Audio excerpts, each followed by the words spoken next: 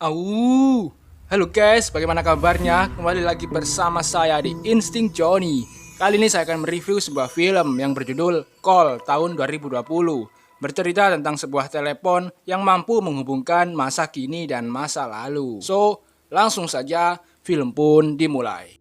Di awal film, kita akan diperlihatkan seorang wanita yang akan pulang kampung. Dia bernama Soyun. Beruntung, di tengah jalan ia bertemu sang paman, warga asli desa tersebut, yakni seorang petani stroberi. Saat sampai di rumah, Soyun meminjam handphone milik pamannya guna menghubungi handphonenya yang telah hilang. Namun, belum ada jawaban sama sekali. Tiba saat Soyun telah masuk ke dalam rumah miliknya, yang entah berapa lama tak ia kunjungi. Kemudian, Soyun mencari telepon rumah, mungkin saja masih bisa digunakan. Ia pun mencoba menghubungi kembali handphone miliknya. Dan ternyata ada jawaban lur. Tapi orang yang menemukan meminta imbalan. Belum juga Soyun menjawab, telepon kembali ditutup. 저희가 다시 전화 드릴게요. 여보세요? Ketika Soyun mulai melacak handphonenya, tepat saat itu telepon kembali berbunyi. Yang entah siapa, dia berkata, ibunya gila, ia telah dikunci di dalam kamar. Soyun lalu menjawab, mungkin kau telah salah sambung. Sedangkan sang penelepon mengira orang yang menjawab telepon adalah temannya. Singkat cerita, Soyun menjenguk ibunya yang terkena tumor di otaknya. Namun, Soyun tak punya biaya untuk melakukan operasi. Sang ibu pun telah pasrah dan berkata ia ingin dimakamkan di sebelah makam suaminya. Tapi Soyun malah marah dan meminta ibunya. Ia berkata, apakah ibu pantas dimakamkan di sebelah ayah? Sebelum pulang, Soyun berkunjung ke makam ayahnya. Namun, saat sampai di rumah, sang penelepon misterius itu kembali menghubunginya. Sang penelepon memberikan alamat rumahnya dan juga memanggil-manggil nama temannya. Dan secara kebetulan, Soyun melihat surat di depannya. Tertulis bahwa alamat yang ia tinggali sama dengan orang misterius itu. Malam pun tiba. Ketika Soyun sedang tidur, ia dikagetkan dengan suara benda jatuh. Saat diperiksa, ternyata hanyalah sebuah foto. Namun, saat Soyun kembali memasang paku, ia merasa ada yang aneh. Tak butuh waktu lama, Soyun kemudian membongkar dinding tersebut. Dan betapa terkejutnya Soyun ketika melihat ada ruangan bawah tanah di balik dinding tersebut. Di dalam sana, terdapat sebuah kursi di tengah ruangan, dengan boneka yang duduk di atasnya. Tapi tak hanya itu, Soyun juga menemukan peralatan dukun dan sebuah diari yang saat ia buka, foto sang pemilik diari tersebut jatuh. Soyun pun menanyakan foto itu pada sang paman dan diketahui orang di foto tersebut bernama Yongsuk dan ibu Yongsuk adalah seorang dukun. Mereka berdua adalah pemilik lama rumah tersebut. Di suatu hari telepon kembali berbunyi. Si penelepon meminta-minta tolong karena dirinya akan dibakar oleh ibunya yang seorang dukun. Dan dari situlah Soyun mengetahui bahwa yang menelepon adalah Yongsuk.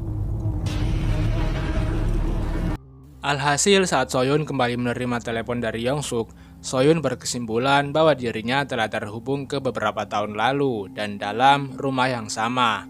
Awalnya Yongsuk tak percaya, tapi sebelum telepon ditutup, Soyun memberitahu akan ada kecelakaan pesawat di malam hari masa Yongsuk saat itu.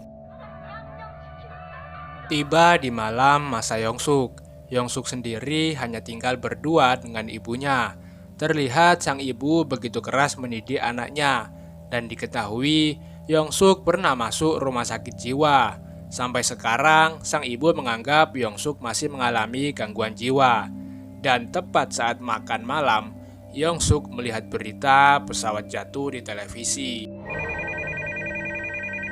Akhirnya Yongsuk pun percaya pada Soyun, dan saat itu usia Yongsuk 28 tahun sama dengan usia Soyun saat ini. Mereka sama-sama muda di masanya masing-masing. Karena masa kini teknologi telah canggih, Soyun memutar lagu idola Yongsuk melalui YouTube. Mereka kemudian saling curhat. Yongsuk mengatakan bahwa ibu kandungnya telah meninggal. Sekarang ia hanya tinggal dengan ibu tirinya.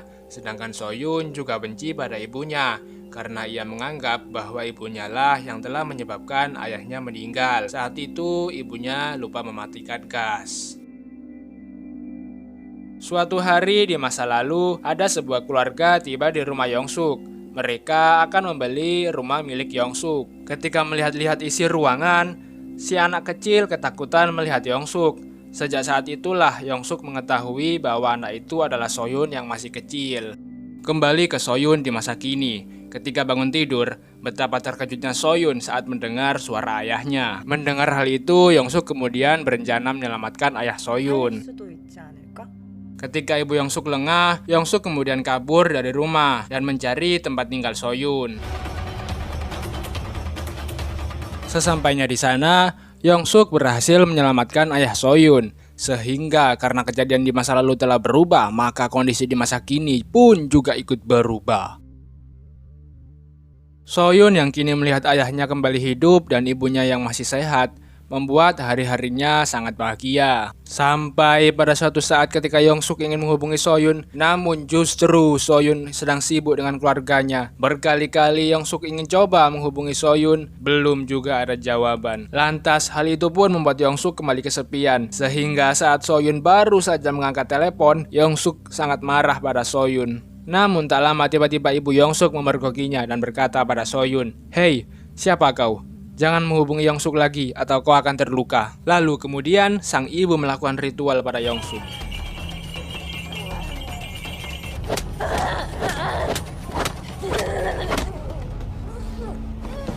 Keesokan harinya, Soyun mulai mencari tahu tentang keluarga Yongsuk melalui internet. Dan ia menemukan sebuah berita bahwa di situ ibu Yongsuk telah membunuh Yongsuk tepat hari ini. Soyun pun memberitahu semua hal itu pada Yongsuk. Alhasil, sang ibu justru balik dibunuh oleh Yongsuk.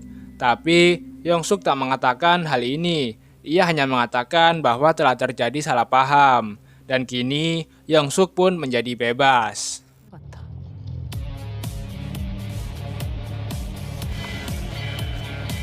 Suatu hari di saat yang bersamaan, sang paman tua mengantarkan stroberi di masa Soyun. Begitu pula di masa Yongsuk.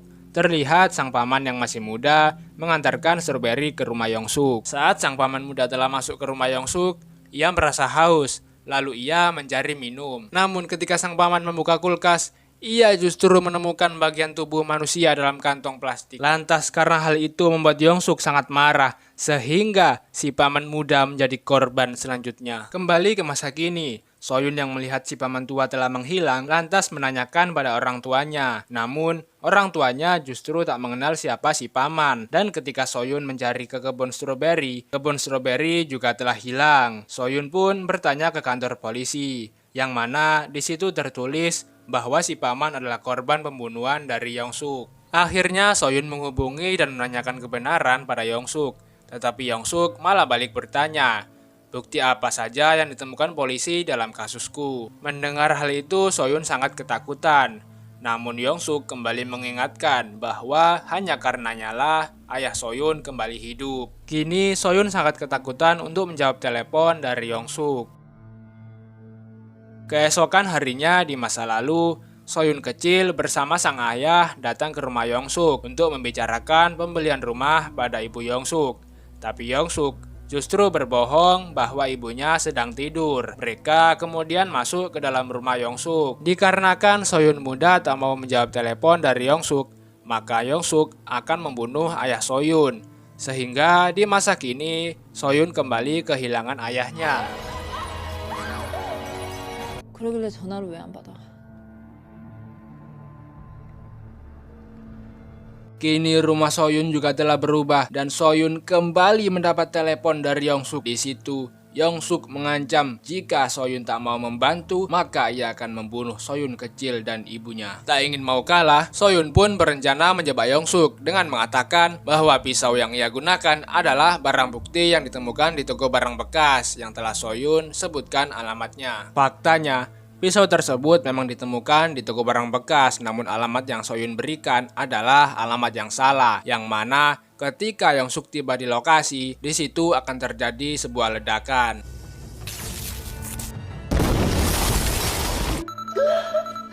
Ternyata Yongsuk masih selamat dan kini dia membalas menyiram air panas pada Soyun kecil, yang hal itu akan berdampak pada Soyun besar. Dan pada akhirnya pisau tersebut ditemukan oleh Yongsuk sendiri, sehingga tak ada lagi barang bukti yang membuat Yongsuk dipenjara atau bahkan dihukum mati. Dan mungkin saja Yongsuk masih hidup di masa Soyun muda saat ini. Di lain sisi, Soyun muda ke kantor polisi untuk mengambil buku catatan kepolisian. Di saat yang sama, ibu Soyun kecil melaporkan hilangnya anak dan suaminya. Dan tiba-tiba semua catatan di buku tersebut mengalami perubahan. Buat yang belum tahu, buku ini berisi tentang catatan kronologi, bukti-bukti, atau bahkan saksi tentang sebuah kejadian kejahatan, lur. Begitu. Karena semua catatan di buku tersebut telah berubah, artinya kondisi di masa lalu telah berubah, sehingga akan berdampak di kondisi masa kini. Alhasil saat ini Soyun muda berada di rumah Yongsuk yang masih hidup. Artinya Yongsuk telah dewasa alias tua. Sedangkan di masa lalu, ibu Soyun kecil bersama seorang polisi mencari anak dan suaminya ke rumah Yongsuk. Ketika Soyun muda masih membaca buku catatan tersebut, tertulis bahwa sang ibu akan meminjam telepon milik Yongsuk, sehingga Soyun muda harus mencari keberadaan teleponnya. Beruntung, akhirnya ia menemukan telepon itu di ruangan bawah tanah.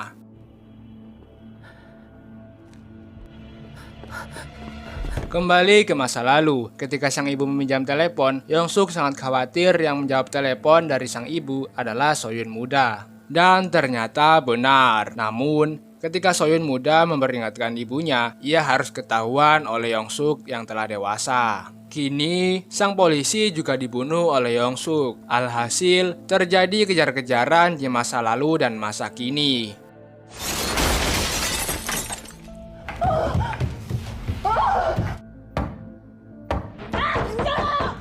Hampir saja sang ibu mampu membunuh Yongsuk, namun ia menjadi terkecoh tatkala melihat Soyun kecil di depannya. Beruntung, sang ibu berhasil membunuh Yongsuk dengan mendorong Yongsuk dan dirinya dari atas lantai. Dan tepat saat Soyun masa kini akan dibunuh oleh Yongsuk dewasa, tiba-tiba Yongsuk dewasa hilang di hadapannya.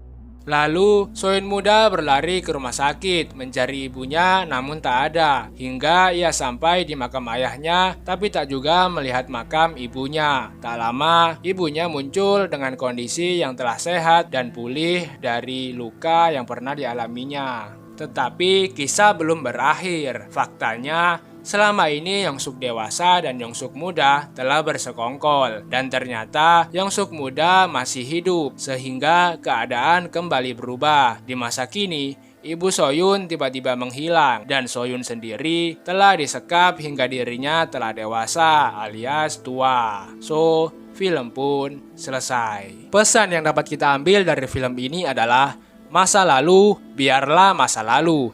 Jangan berlarut-larut menyesali masa lalu, atau bahkan masa lalu membuatmu benci pada orang di sekitarmu.